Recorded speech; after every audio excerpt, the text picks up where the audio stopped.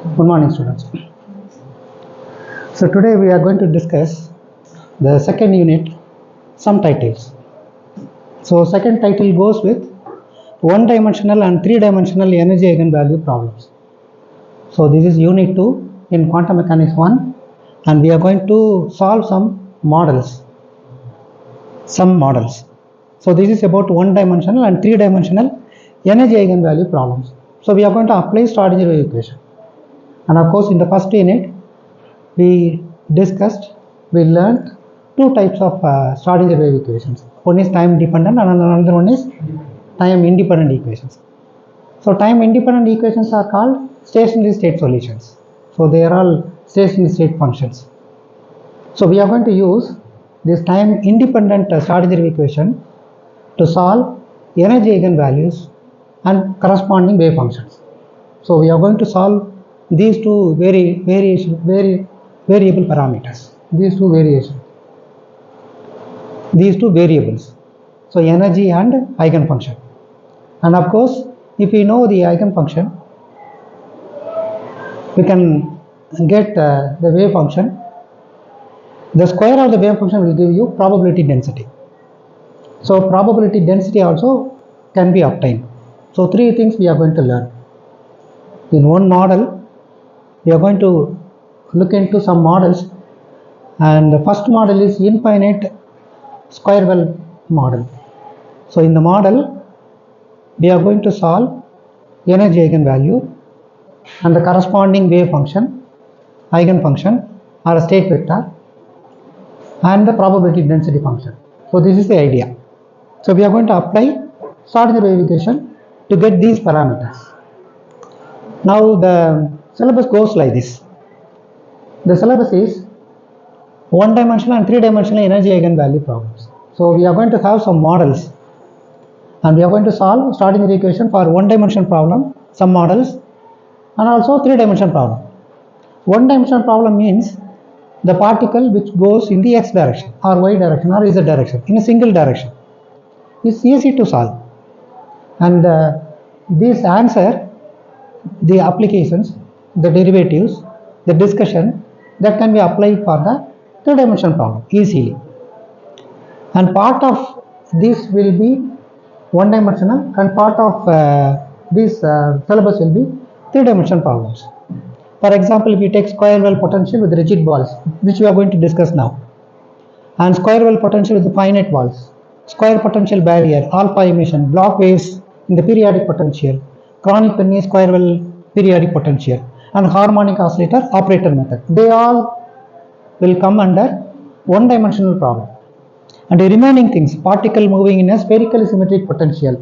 So this is a spherical symmetric potential. We are going to use polar coordinates, r, theta, phi, polar coordinates. System of two interacting particles, hydrogen atom and rigid rotor. So they all come under three-dimensional problems. So we are going to apply Schrodinger wave equation. Okay. So now we are going to discuss square well potential with the rigid walls.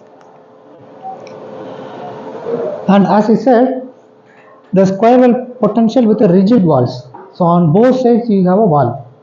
This wall is infinite. We are going to assume that this wall is infinite.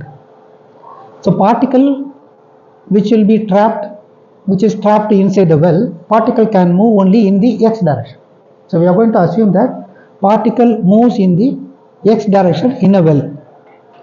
On both sides you have a wall. Okay, so you have wall on this side and you have wall on that side, and this is infinite wall, rigid walls, impenetrable walls, reflecting walls. Okay, so it means that wave function cannot escape. The particle cannot escape from the wall to the barrier. Is it clear? So it cannot escape. It can reflect only. Inside the wall it can reflect. It cannot escape, because both the sides the walls will be infinite, rigid walls. So we are going to have the wave function and the energy eigenvalues and corresponding probability density of the function we are going to solve using Schrodinger time independent wave equation. And of course we are going to get some allowed energies. So what are the permitted energies in a state? So this will not acquire in all the energy levels. This will have only allowed energy levels, only particular energy levels, only permitted energy levels. It is not continuous. We are talking about only bound states because the particle is trapped inside the well. So this is called a bound state. For a bound state, the energies will be discrete. Only it can live only in the permitted levels, only in the allowed levels, allowed states inside the well. Okay, not continuously. So we are going to look into that one also. So one-dimensional motion of a particle which is restricted by reflecting rigid walls is considered in order to calculate the discrete energy levels. So these bound values, energy values will be always discrete in nature. They are not continuous. It's discrete in nature. Here we are going to consider a square well potential well with infinite high sides. As I said, we are going to show just now figure 2.1. This corresponds to a particle bounded by impenetrable. So as I said, walls of width L are shown in the figure. So this is the figure. So this is about the model. Okay. So one-dimensional square well potential with a perfectly rigid walls. So on both sides we have infinite rigid walls. The wave function cannot escape. The particle only can move only in the x direction. So this is in the x direction. It can move only in the x direction and it can come back. Okay, because this is reflecting walls as I said. So it can reflect. So wave functions, they will go and they will reflect back. Okay. On both sides, as I said, the potential V of x is the potential barrier which is infinite. So we are going to consider the potential, minimum potential which exists inside the well. The minimum potential we are going to take it as 0. So the potential inside the well is 0. Very important thing you should remember. And potential outside the well is infinite. So these two conditions are very important. What is the meaning of potential barrier? Usually potential height, people will say that this is potential height of the barrier or potential barrier. Usually we height or barrier in terms of only length or meter, correct? So we have to cross the barrier means we have to only think of only length. But we are going to talk about in terms of electron volt. We are talking about electron volt. So we have to give more than the energy to cross the barrier. It means, so barrier will be in terms of electron volt, not in terms of meter. Okay, as usually we will see in classical physics, barrier or height will usually resemble in terms of meters. But here we are talking about only in terms of electron volt. That means we have to give more energy. Only then we can cross. So it is in terms of electron volt or joules. So here a particle moves only in the x direction and makes a problem much easier to solve, so that we can apply this one to three-dimensional problem easily. Okay. So as I said, V of x equal to 0. So inside the well. What is the boundary condition that we are going to have? Boundaries, x lies between 0 and L. So x lies between 0 and within the well, the minimum potential which is we are going to consider as 0. So V is 0. V of x equals infinite. On both sides V of x equal to infinite when x is less than 0 and x is greater than or equal to L. So is it clear? The boundaries are it's clear? Okay. So what are the boundary conditions?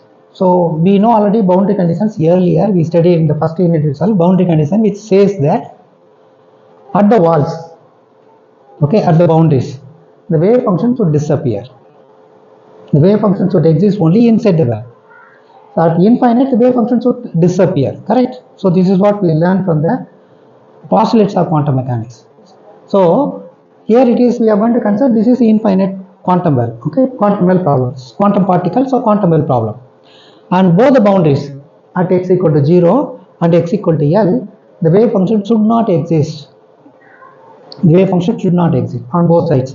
So it says that psi equals 0 at x equal to 0, psi equals 0 at x equal to yes. So on both sides it should disappear. Okay. So wave function will exist only inside the well. At both the boundaries it should be 0. So very important boundary condition. So it implies that psi vanishes at the boundaries. The starting the time independent wave equation we are going to take and we are going to solve.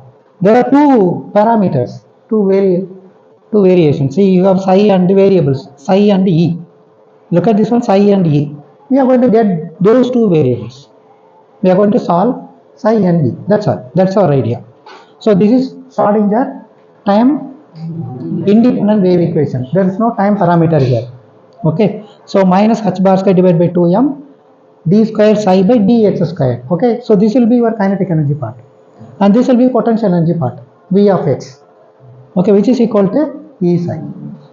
And we know that just now we said in the model the potential V equals 0. So potential V equal to 0. So this equation becomes exactly like this. Okay, now we are going to multiply this equation 2.2 with minus 2m by h bar square. So multiply this equation by minus 2m by h bar square, that will give you d square psi by dx square. Okay, then this becomes minus 2me by h bar square. If you bring this term right hand side to left hand side, that will give you plus 2m by h bar square d psi. Is it okay? First multiply by minus sign, so this minus sign will go off, this will become minus sign, you bring this term here, so this will become plus. So you have d square psi by dx square plus 2m by h bar square E psi equals 0. Is it okay? 2.3 equation. Now just to look at this term 2m e by h bar square, we are going to denote this as k square. Very important one. K is the wave vector which is connected with the energy and mass of the particle. So these two things are very important. So k square equals 2mb h bar square. So your assignment will be, you just check whether both the dimensions are same or not. So it should be the same. It will be the same. You just check, that will be your assignment 1. Assignment 1 goes like this: 2me by h bar square. You just take the dimension of 2me by h bar square, and k square, both the dimensions will be equal. Okay, now we said just now 2me by h bar square equal to k square. We know already how to get this one. K equals 2 pi by lambda. Listen to me. K equals 2 pi by lambda we know. And lambda equal to h by p from de Broglie's hypothesis. So we can write lambda equals h by p. So 2 pi p by h. So we know already E equals p squared by 2m.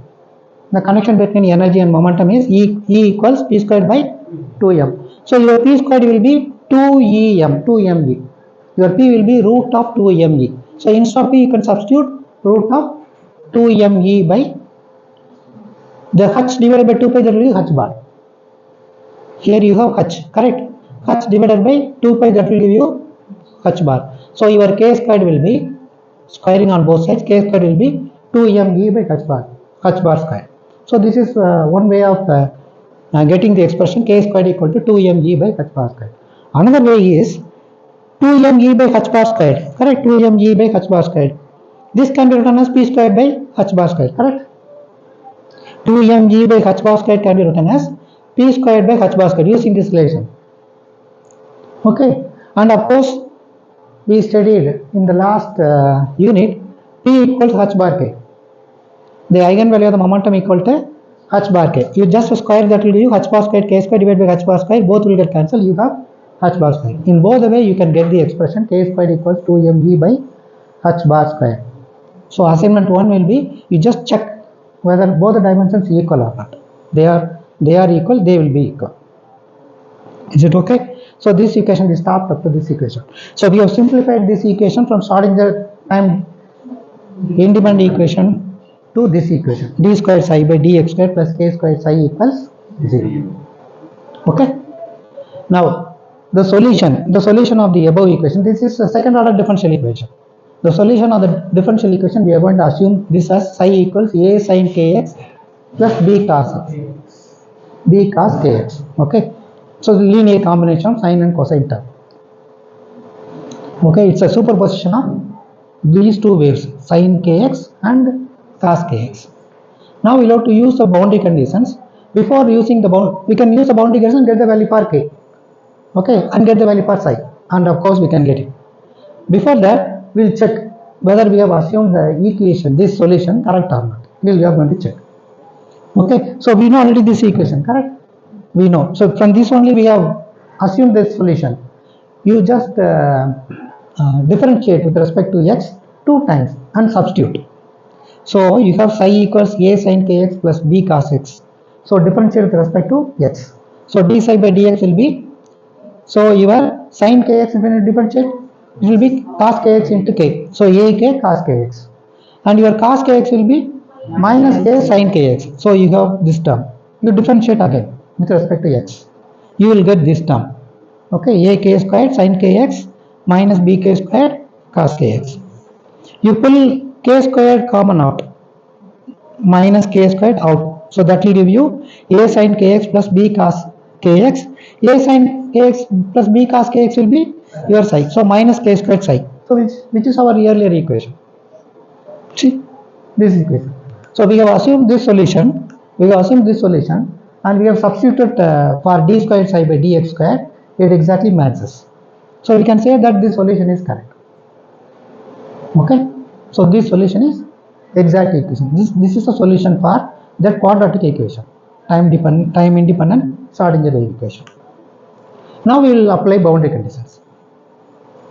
So what is the boundary condition? As we said, at x equal to 0 on L, psi should be equal to 0. So psi equals 0 at x equal to 0 and x equal to L. Both sides, it should be psi should be 0. So this is the equation.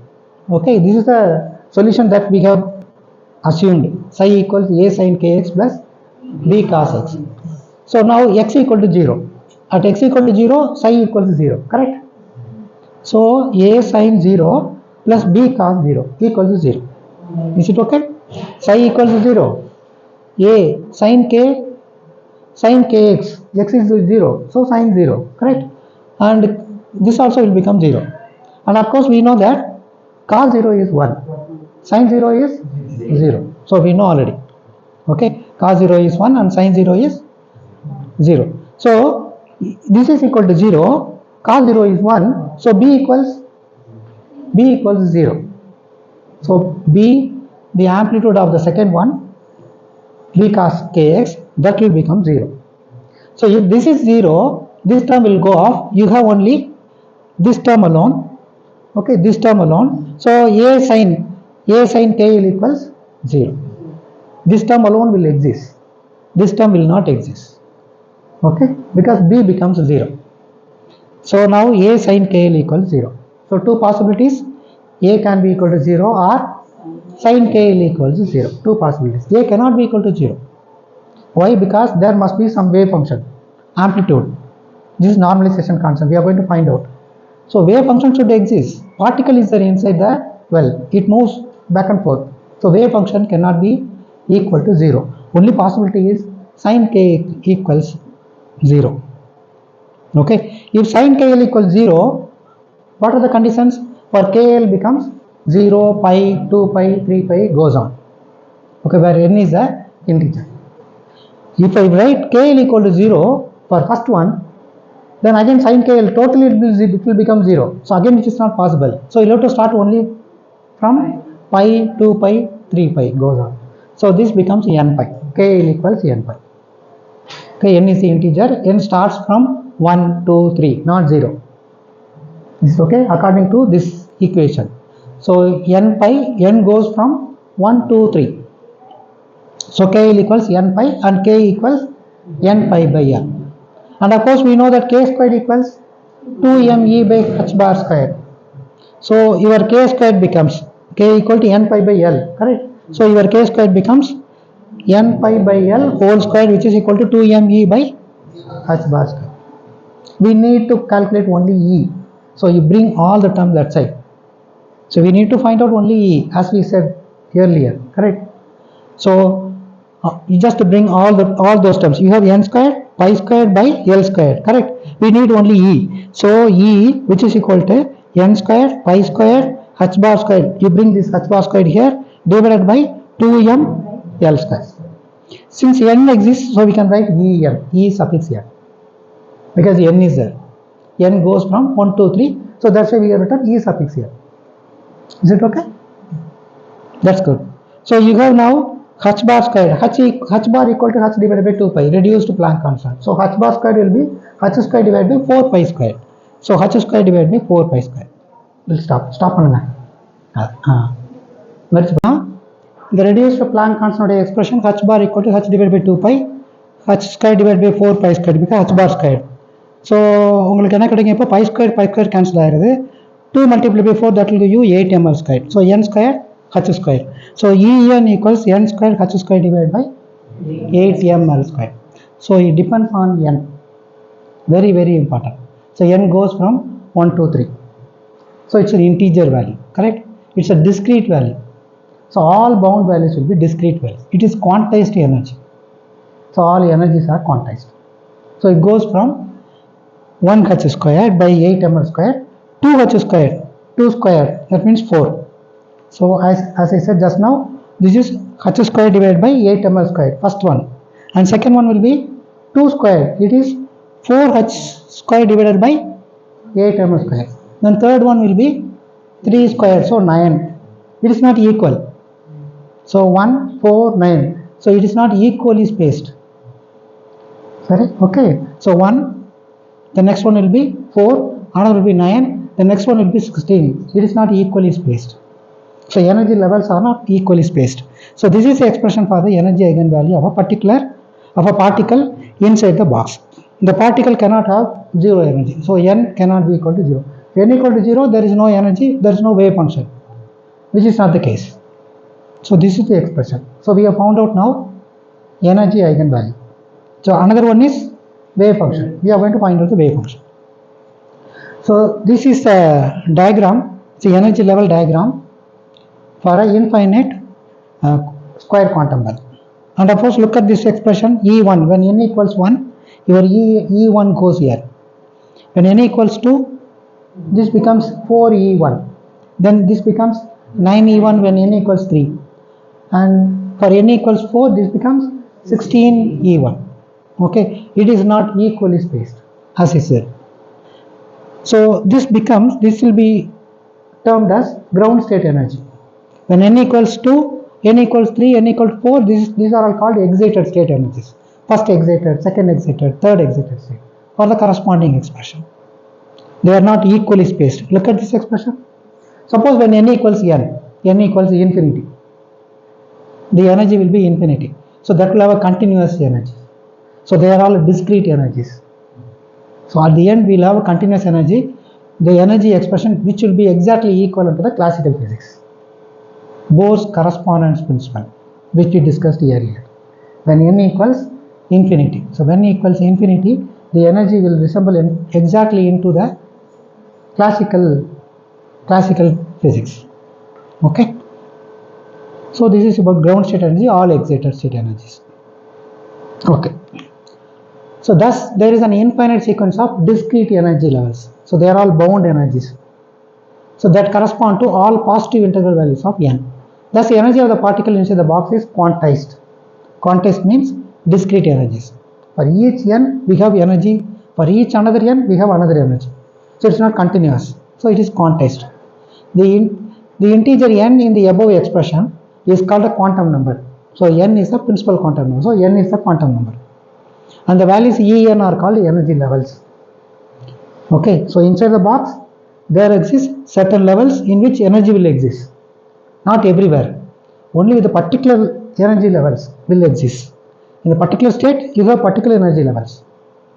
The particle that is described the wave function with a certain n value is said to be in the quantum state n.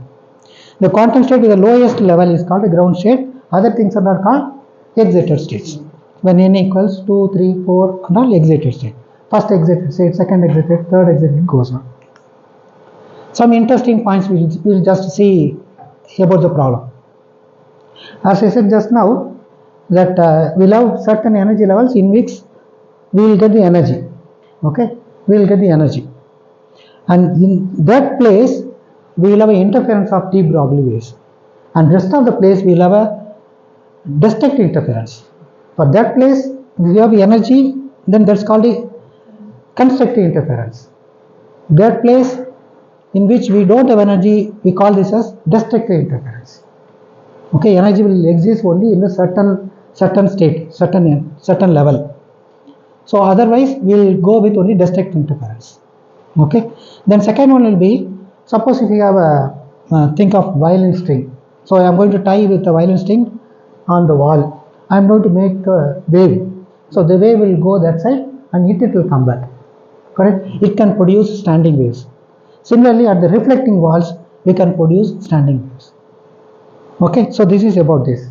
So in the violin string, we will have a fundamental mode. Then rest of the things are called overtones. Correct? Fundamental mode and overtones. Similarly, here we have ground state and first exit, second state.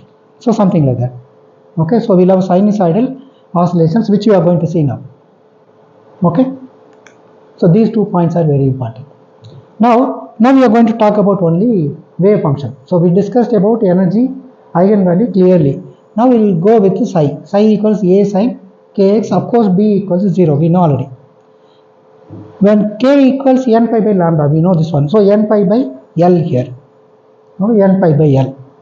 So your psi becomes psi n because n exists. So this becomes A sin n pi x by L. So psi n are the eigenfunction corresponding to the energy eigenvalues En.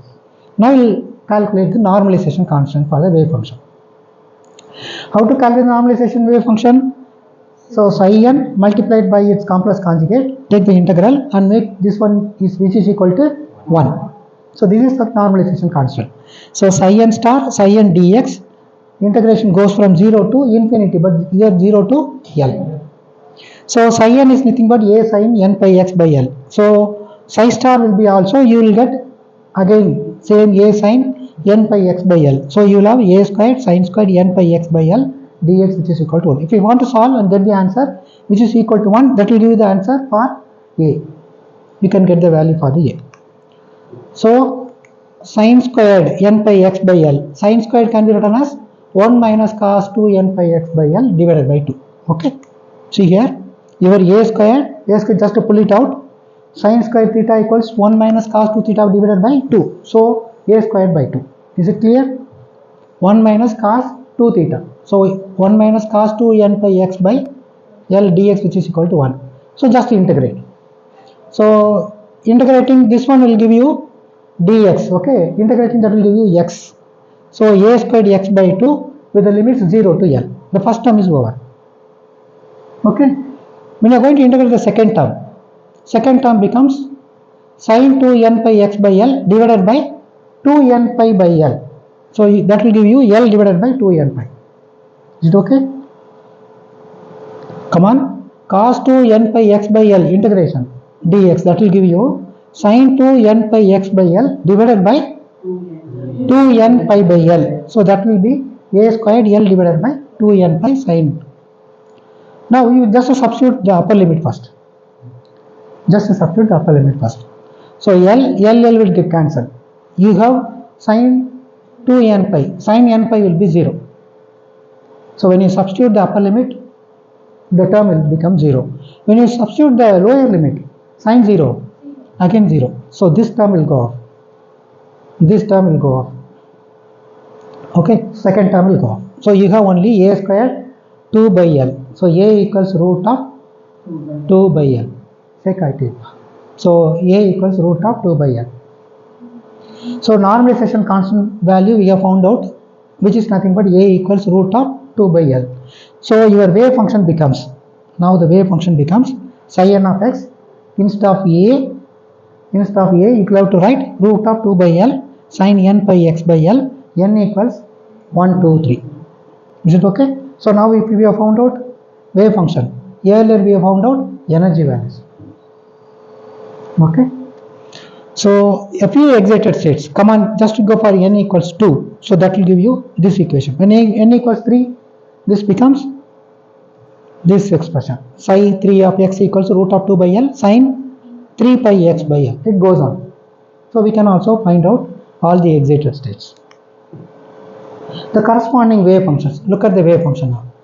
So this is in terms of sine wave function, correct?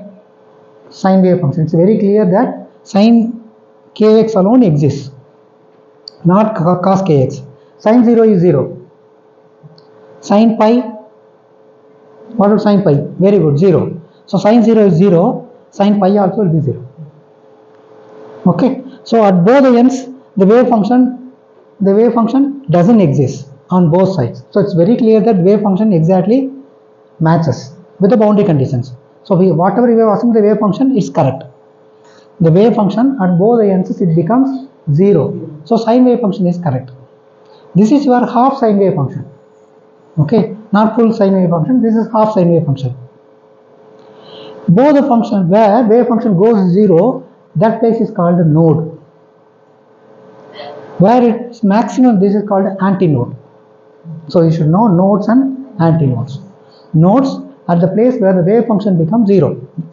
It meets at x-axis. Here also it meets at x-axis. So we have nodes, 2 nodes for the first wave. We will just analyze. So at the node, as I said, sin of x equal to 0. The sin of x equal to root of 2 by n, sin n pi x at sin of x equal to 0 at the node. Okay. This cannot be equal to 0, so this can be equal to 0. So if this condition is satisfied, we can have n pi x by L, which is equal to n pi, correct? So already we have written n, so I have written p pi. You can write anything, q pi, doesn't matter. Is it okay? Just to differentiate n and p. N pi x by L, which is equal to p pi, where p equals 0, 1, 2.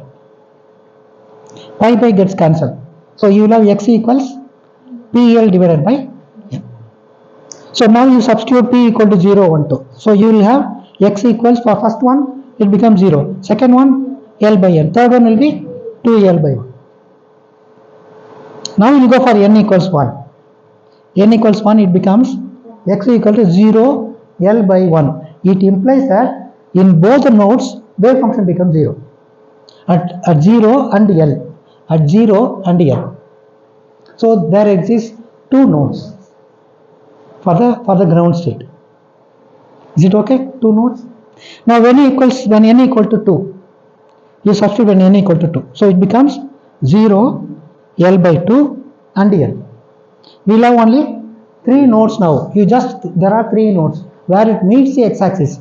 This is one node. This is another node. This is third node. So 3 nodes are there. Is it clear? Yes. Very simple one. Similarly, we can have 4 nodes. Okay. N equals 3. N equals 3. We have x equals 0, L by 3, 2L by 3. Substitute here. We will have L. So here, here, here, and here. So there are 4 nodes. So it goes on. When n equals infinity, so again we will have number of nodes will be exactly very close. This is a classical result. Okay, there exists energy everywhere. It's a continuous one. Similarly, you can argue for the antinodes. As I said just now, antinode will exist where the particle is maximum. The particle is found to be maximum only here somewhere. So this becomes an antinode. For the ground state wave function, how many antinodes will be there? Immediately you can say how many antinodes will be there? Only 1. So there exists only 1. Okay, this is maximum. What are the antinodes for the first excited state? How many? 2. Here and here. So here we'll have, it's very simple. Okay, so we will refer this one. Sin of x equal to root of 2 by L, sin n pi x equal to 1. This is equal to 1. Maximum, so this becomes 1. This becomes 0. For node it becomes 0. For antinode it becomes 1. So sin n pi x by L, which is equal to 1. So n pi x by L equals, here this condition is PL by n. So this condition is P pi. This condition is 2p plus 1 pi by 2. You would have studied where constructive interference and destructive interference. So you would have applied the same condition for the optics. Can you remember? N lambda, 2n plus 1 lambda by 2. Can you remember?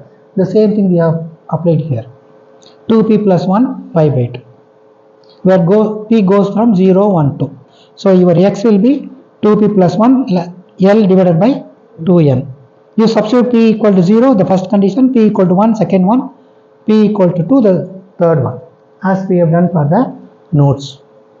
Now n equals L, n equals 1. When n equals 1, this becomes L divided by 2. So we will have only one antinode. When n equals to 2, we have L by 4 and 3L by 4. So L by 4 and 3L by 4. So we have 2 antinodes. When n equal to 3 becomes x equals L by 6, 3L by 6, 5L by 6. So we have 3 antinodes. So it's very clear. We can differentiate nodes and antinodes.